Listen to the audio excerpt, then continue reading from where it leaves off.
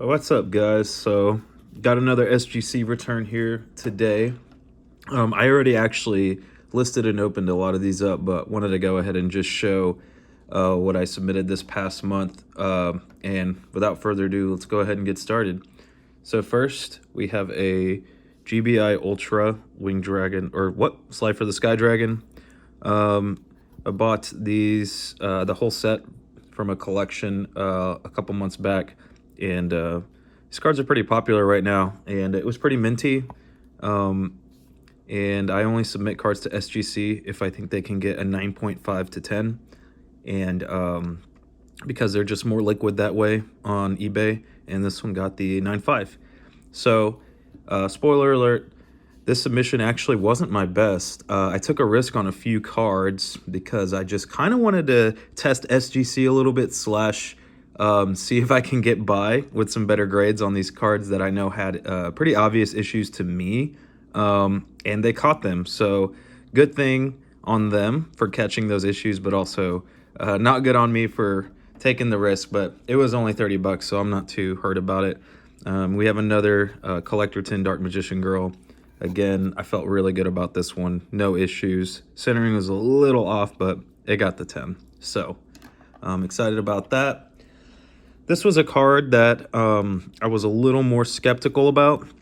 The back had no imperfections. Again, I bought this from a collection. And the front, though, you can't really see it through the case.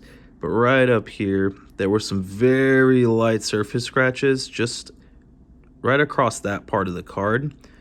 So I thought, okay, this might be able to pull a PSA 8 or 9, but let's see what SGC gives it.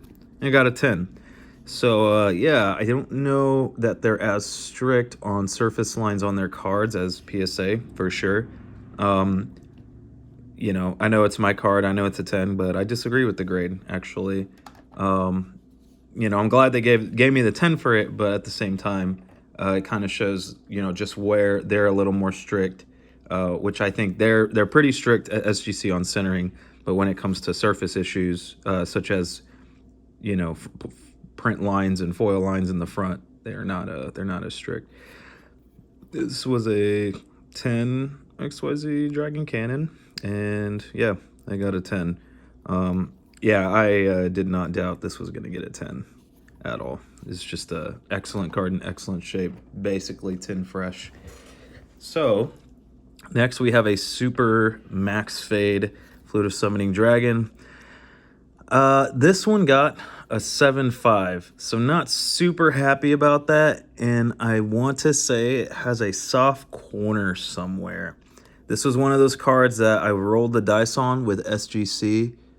Maybe it was a surface dent somewhere in here. And I wanted to see how they would grade it, and it got the grade that I thought perhaps BGS or PSA would give it. Didn't know how SGC would give it, what they would give it, and yep, it looks like it's very similar to the other big two. And here we have a Dark Magician Girl, same exact issues as the Dark Paladin, though much less. As a matter of fact, actually, I think all it had was some, well, doesn't have the chipping, actually. I want to say it just had some surface lines. Yeah, you can kind of see them barely right there. And it got the 9.5, so pretty legit. I sort of agree. I think it would have pulled perhaps PSA 9 at best. Yeah, I think it's a fair grade. I think it's fair grade for that card. Then we have a SDK Blue Eyes Faded. This is not a max fade, but pretty close. This one had a couple issues. I want to say there's a lifted dent somewhere on the front or the back down here. And the surface was not great. There was a lot of surface scratches. Obviously, there's some, what is it called? Just some aged wear, like the black dotting that comes. And I wasn't expecting a high grade, so yeah, I got the 7.5. I was pretty happy with that because I just pulled this. I have a SDK Blue Eyes binder collection, literally full of SDK Blue Eyes White Dragons from Light Play to Damaged. I think I have about 70 of them, and I pulled this from that to see, like, well, you know, this isn't the coolest Blue Eyes that I have. See, it's got some corner wear too. But let's see if it can pull a 7 plus at its fade. I think I could sell at a premium, and you know, didn't get the 8. I was hoping for an 8, but got 7.5, so you know, not too sad about that. And then this one, I mean, I'm not super integrating traps in general, but game promos have been pretty hot. People really like game promos, especially if they're international. And I noticed they've just been selling, you know, at a premium for their graded parts. And so this one looked just absolutely mint. I bought this from a game promo collection. It was a collection of about, I think, 20 game promos. And so this one got the 10. So a PSA 9 last sold, I think, for 80, 90 bucks. I'm hoping this will sell at a similar level. I did not buy this. You know, I bought it at bulk pricing, so very happy with that. Not a huge fan of grading 10s unless, you know, or grading traps unless they can pull a 10. So this is another card that is very faded, wavy SDK.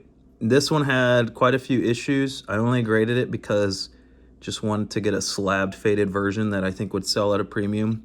It has some pretty obvious surface imperfections on the back. I don't know if y'all can see that. It's got some smudging right there. And then it's got a small little surface dent. You can't really see it on the camera, but it's got a little surface dent there. So yeah, you know, one of those cards where I was like, okay, maybe an 8 SGC, we'll see. And I got the 7, which was still pretty high for what I thought I would get. Definitely would have got a PSA 6 for sure with the issues that it had. So 7 I wasn't too upset about. I think it'll still sell out a premium. Again, that was pulled from the SDK collection, and so yeah, I'm happy about it, but you know, it is what it is.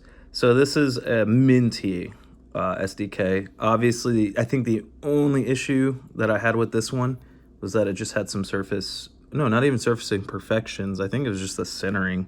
So as you can see, it's a little OC from left to right, and it got the 9.5.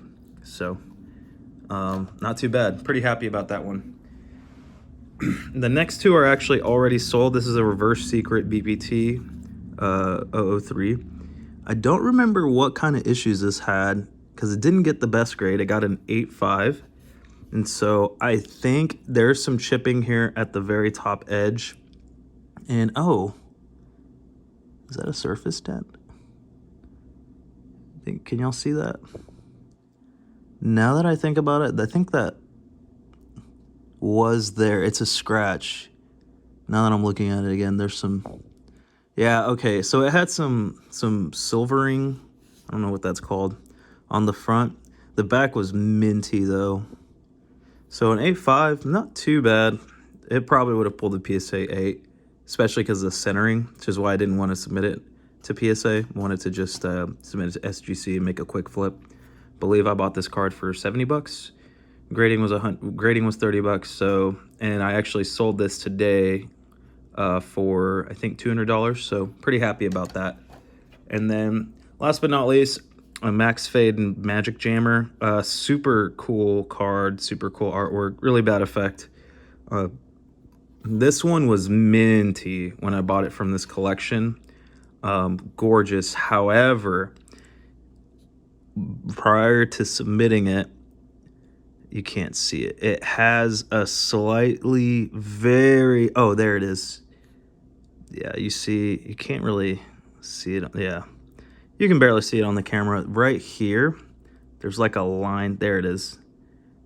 There's a line dent going across the middle. And so this was one of those cards I submitted thinking, well, maybe they won't catch it because it's ever so slight. It's so soft, but definitely a dent, and it got a 7. So still a little bit higher than what I thought it would get at PSA. PSA would definitely get that at 5 or 6.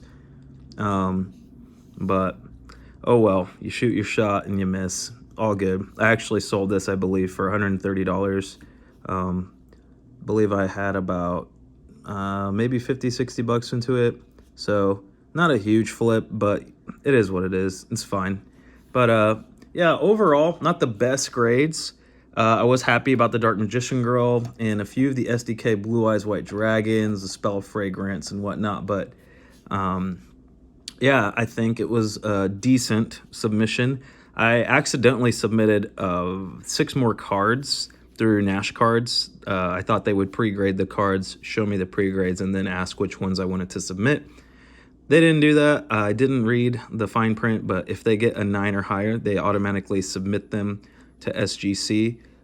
So great website if you're not used to grading your own cards. I thought they would pre-grade the cards, share those grades, and you pick and choose which ones get submitted.